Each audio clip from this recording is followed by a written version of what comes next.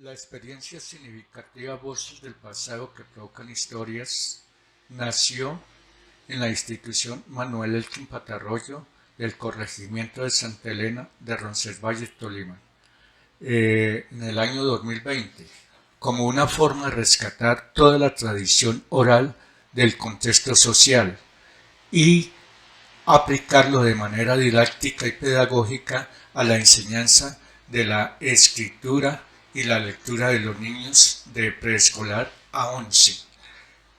Entre los objetivos del proyecto tenemos reconocer la importancia de la oralidad en el desarrollo y adquisición del lenguaje del niño y desarrollo de sus habilidades comunicativas, fortalecer las habilidades comunicativas en los niños de preescolar y primaria en los entornos familiares y escolares, desde las experiencias didácticas de oralidad, escucha, escritura y lectura a través de estrategias didácticas fundamentadas a partir de relatos, narraciones e historias de su contexto social y familiar.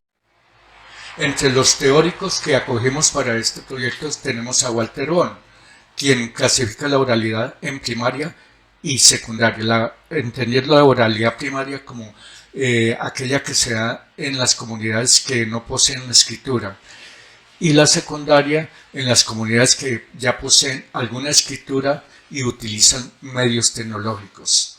Según Walter Bohm, los pueblos orales tienen formas de recordar sucesos y de reproducirlos. Así, la historia de comunidades sin escritura no se pierde.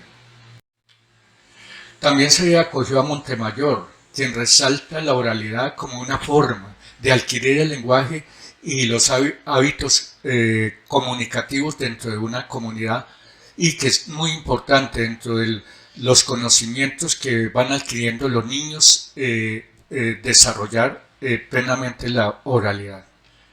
Quieran al respecto nos dice: la oralidad es un camino natural hacia la lectura que a través de la narrativa permite relacionar la emoción y la memoria para facilitar los aprendizajes fundamentales de la vida cultural de los niños. Es así como el pensamiento racional y el pensamiento oral poseen sus propias estrategias. Al respecto, Casani dice que la oralidad y la escritura desarrollan funciones distintas, ya que la lengua oral es la primera o primordial, y que la lengua escrita es una simple transcripción de aquella. Tversky expone la oralidad como un mecanismo importante en el desarrollo lingüístico de todo ser humano. El proyecto tiene 6 fases. Todas estas 6 fases son mediadas por el docente. En la primera fase, los padres o mayores narran historias que los niños escucharán con atención. La segunda fase, los niños narran con sus propias palabras la historia o narración escuchada. La tercera fase, los niños escriben la historia anterior con su propio lenguaje con ayuda de sus padres. En la cuarta fase, el niño leerá lo que ha escrito a su familia y compañeros. La quinta fase, realimentación y corrección del docente para perfeccionar el escrito. Y la sexta fase, publicación del escrito elaborado por el niño. Esta publicación se puede hacer en el periódico mural o periódico escolar o en la página web. La importancia de la oralidad en la educación de los niños es muy importante, ya que a través de ella es que el niño va adquiriendo el conocimiento, va adquiriendo mundo y va adquiriendo el significado de ese mundo. Entonces ahí se empieza a relacionar con el lenguaje mismo y va adquiriendo la parte gramatical, con la fonación, con la sintaxis, con la morfosintáctico, con el léxico y con lo semántico.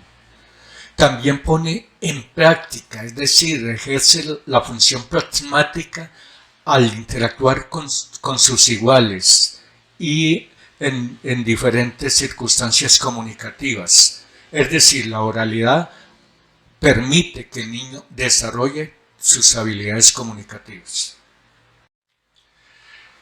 Entre las estrategias que se han tenido en cuenta para esta experiencia significativa, podemos decir la rimas y aliteración, el trabalenguas, diálogo y conversación, el juego de roles, narración oral, cuentos, noticias, juego del cartero, construyamos mundo, lecturas en familia, posibles escrituras como el garabateo, dibujos, iconos, símbolos, entre otras, ya que son muchas las estrategias que se pueden aplicar. Entre esas la entrevista, el canto, entre otras. Aquí tenemos algunos ejemplos de lo que se viene trabajando con los niños. Estos son ejemplos. La historia del niño, desde su nacimiento hasta lo que es hoy en día. Construyamos el mundo, el rato de la lectura en familia, que es muy importante y que ha sido muy importante dentro del proyecto. Posibles escrituras, garabateos, dibujos, íconos y símbolos. Y para llegar a esta fase que se toma una experiencia cotidiana, como es la de la elaboración del queso, y entonces se hacen algunas actividades, entrevistas sobre esta tradición a los padres, elaboración de un texto instructivo sobre la elaboración del queso, construcción recetario familiar, anécdotas sobre la elaboración del queso, pequeños videos sobre el proceso contado por el niño, álbum de fotos y se evalúa la actividad. Uso del portafolio como forma de reflexión sobre la actividad. Todas estas experiencias que se han hecho con los niños y los padres de familia dio como resultado la creación de la página web, que ahí se encuentran todas estas experiencias que se han vivido con ellos en el desarrollo del proyecto.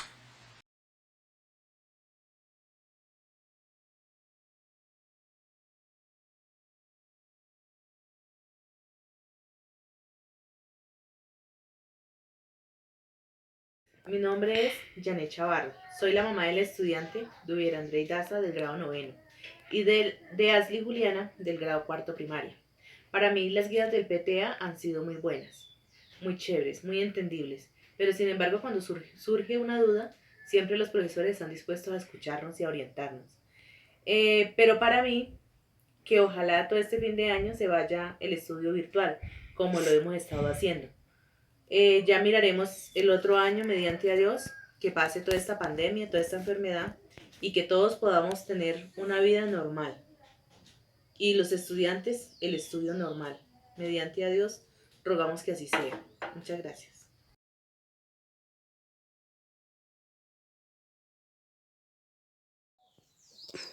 Cuen- no, cuenta la leyenda de hace muchos años en las calles de mi pueblo, Santa Elena, escuchaba en las noches de luna llena el sonar de unas cadenas y el galope de un caballo.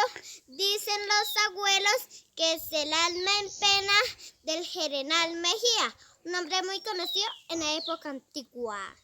La mariposa volaba muy contenta entre muchas flores de colores. De pronto una rosa roja le preguntó, ¿alguna vez has volado tan alto hasta llegar al sol? La mariposa contestó, me gustaría volar hasta el cielo para ver la luna bella, para jugar con el sol y con las estrellas. La mariposa su vuelo siguió y de pronto con la abeja se encontró.